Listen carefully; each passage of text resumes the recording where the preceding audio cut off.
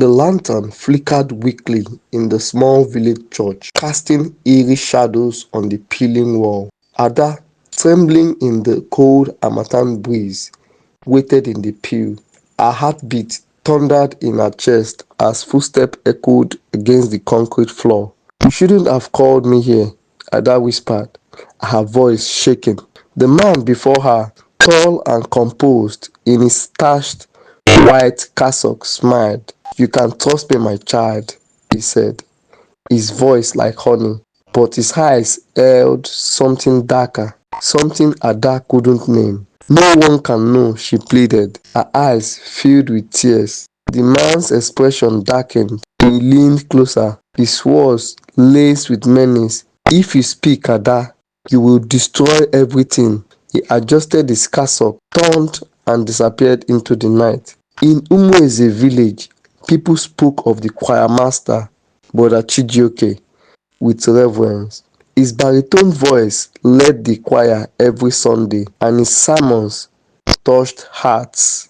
A man of God, they said. Women whispered prayers for their sons to be like him, while fathers admired his discipline. But behind the choirmaster's pious exterior was a man who had many secrets. Few noticed how he looked at the young women in the choir, or how he always found excuse to meet them alone. He moved through the village with the confidence of a man untouchable, his reputation shielding him from suspicion. Yet his smile hid the sin he had carefully buried. Ada couldn't keep the secret any longer. The weight of what had happened between her and Brother Chijioke grew unbearable. She knew speaking out would mean facing shame and ridicule. But as her belly swelled with the undeniable evidence of her truth, silence was no longer an option. One Sunday after service, Ada stood at the back of the church, watching the villagers leave in clusters. Her mother sat on the bench outside, finding herself unaware of the storm brewing inside her daughter. Ada swallowed hard and stepped forward. "Mama," she began, her voice cracking. Her mother turned to her, concern etching lines on her face. "What is it, Ada? Are you sick?" "I need to speak with the elders," Ada said, her hands trembling. She felt the weight of her words before she spoke them. By the time she reached the elders' square, her legs felt like heavy wood. The old men looked at her curiously as she knelt before them. "It's Brother Chijioke," she whispered, her voice barely audible. He, he, he is not what you think he is." The air grew thick with tension. The next day, the elders summoned Brother Chijioke. He arrived with the same calm demeanor he always wore, his white cassock spotless. He listened as Ada repeated her accusation, her voice stronger now but still shaking. "This is a grave accusation," one elder said, his eyes narrowing at the choirmaster. Brother Chijioke laughed softly, shaking his head. "Ada is confused," he said, his voice steady and confident. "She has fallen into temptation and now she seeks to tarnish my name to cover her shame. I'm a man of God. I have done nothing wrong." His words stirred murmurs of disbelief, but the elders were not easily swayed. They demanded evidence, and Ada's growing belly was just the beginning. The village seemed to hold its breath in the days that followed. Rumors swirled like harmattan dust, but Ada's courage sparked something unexpected. 2 days after the confrontation, another girl, Amaka, approached the elders. With tears streaming down her face, she revealed her own story. "He told me I was special," she confessed. "When I got pregnant, he told me to leave the village. My parents sent me to my auntie's house and no one asked questions." Her testimony sent shockwave through the community. By evening, another girl came forward, then another. Each had similar stories: deceit, betrayal, and abandonment. By the end of the week, 7 girls had spoken out. The evidence against Brother Chijioke became impossible to ignore. Yet, his supporters clung to denial.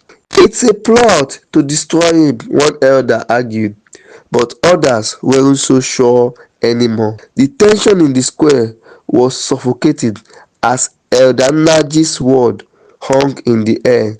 Chijioke's defiance wavered under the weight of the villagers' piercing gazes. His hands trembled, his once clean cassock now damp with sweat. "You all judge me too harshly," he said, his voice shaking. "Yes, I have faltered, but I'm not the person you paint me to be." His words were met with a hush, the crowd waiting for what would become next. Then, as if pressure had finally crushed him, Chijioke broke. Tears streamed down his face as he cried out, "Yes, I made mistakes. I have sinned, but it wasn't my fault. The devil tempted me. These girls," his voice dropped to a venomous whisper.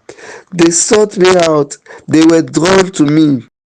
He attempted to shift blame, but his attempt sent a wave of anger through the crowd.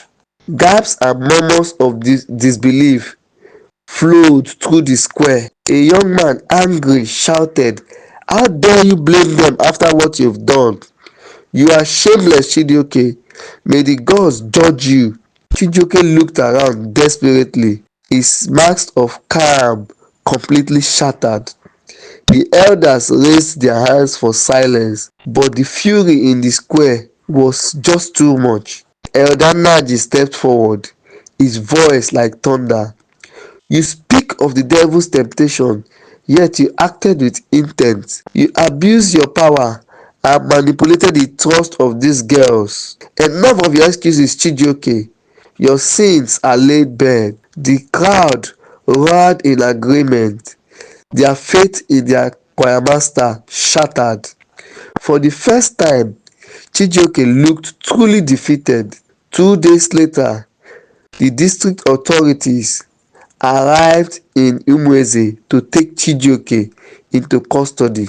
Shackled and humiliated, he was paraded through the village on his way to the station. The once respected choirmaster was now the subject of scorn and anger. Villagers hurled insults as he passed, their anger uncontained.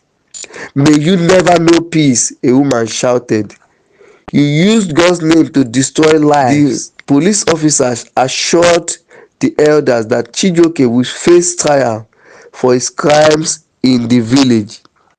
"Such betrayal of trust will not be taken lightly," the lead officer said. As the vehicle carrying Chijioke drove away, a heavy silence fell over the village. It was the end of an era, one marked by deceit and betrayal. For Umueze, it was also the beginning of a long road to healing. The following Sunday, the village church was unusually quiet. Pastor Jeremiah, the church head pastor, took the pulpit. His face was sad, his usual energetic outlook subdued. "My brothers and sisters," he began, his voice heavy, we have suffered a great betrayal. Brother Chijioke was one of us, trusted and respected, but his actions remind us that evil can wear the face of righteousness." He paused, scanning the congregation. "Let this be a lesson to us all. We must remain vigilant, ensuring that those who serve God truly live by His word." We fail to see the signs, and for that, I ask for your forgiveness. The pastor announced plans to establish a committee to oversee the conduct of church workers and ensure transparency in all church affairs. His words were met with nods of agreement, a small step towards restoring faith in the church. As the months passed, the village began to heal. The girls, though scarred by their experience, found strength in each other and the support of the community. Ada, who had been the first to speak out, became a symbol of courage. She gave us a voice, Amaka said during a gathering of the young men. She showed us that fear should not silence us. The church introduced new leaders, carefully chosen by the elders and the pastor, and established regular checks to prevent abuse of power. While the scars of Chijioke remain, they serve as a reminder to never blindly trust appearances. The villagers learned to protect their own, ensuring such betrayal would never happen again. And Chijioke, he faced the full weight of justice in the city. Stripped of his cassock and reputation, he became a cautionary tale whispered across villages. For Umweze, the darkness he brought had passed, and a brighter, wiser community emerged from the shadows.